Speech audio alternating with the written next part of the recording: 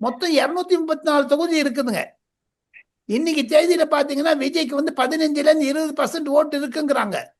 எது இருந்தாலும் அவர் தளத்தில் இருந்து பார்த்தால் கண்டிப்பாக அவருக்கு கூட்டம் வருகிறது. அவருக்கு சொல்லக்கூடியதை பொதுமக்கள் வரவேற்கிறார்கள். காஞ்சிபுரம் மாநாடா இருந்தாலும் சரி, கரூராக இருந்தாலும் சரி, ஏகப்பட்ட ஜனங்க வராங்க. அதுக்காக அதை கெடுக்கணும், குறைக்கணும்னு பார்க்குது திமுக அரசாங்கம். அதுக்காக சுப்ரீம் கோர்ட்டையும் ஹைகோர்ட்டையும் போயிட்டு எஸ்ஓபி போடுறாங்க, ஸ்டாண்டர்ட் ஆபரேட்டிங் ப்ரொசீஜர்லாம் போடுறாங்க. அதெல்லாம் சரிப்பட்டு வராது. இந்திய ஜனநாயகத்தில் பொது கருத்துக்கள் உழவ வேண்டும்.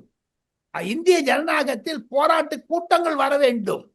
கூட்டத்துல வந்து நீங்க கலவரம் பண்ணிட்டு 41 பேர் செத்து போயிட்டாங்கிறதுனால எல்லாத்தையுமே நிறுத்த முடியாது. ஏன் போலீஸ் எங்க பண்ணிச்சு? அதை தானே எடப்பாடி கேட்கிறாரு, அதை தானே விஜய் கேட்கிறாரு. விஜய்க்கு வந்து செந்தில் பாலாஜி மேல தானே கோவம், உதயநிதி மேல தானே கோவம், திமுக மேல கோவம் இல்லையா அவருக்கு? 5 இடத்துல நல்லா பண்ணிட்டு 6வது இடத்துல வந்து அடிச்சாங்க. சுப்ரீம் கோர்ட் எதுக்கு இந்த கமிட்டி போட்டாங்க? அவங்களுக்கு தான் வக்கீல்லாம் நல்ல நல்ல வக்கீல் வச்சாரு. கருணாநிதியுடைய மகன் மு.க. ஸ்டாலின் ஏன் வந்து அங்க தோத்து போயிட்டாங்க? தமிழ் வெற்றி கழகத்துடைய வக்கீல் ஏன் ஜெயிச்சாங்க? இதெல்லாம் பார்க்கணும், மனசு வச்சுட்டு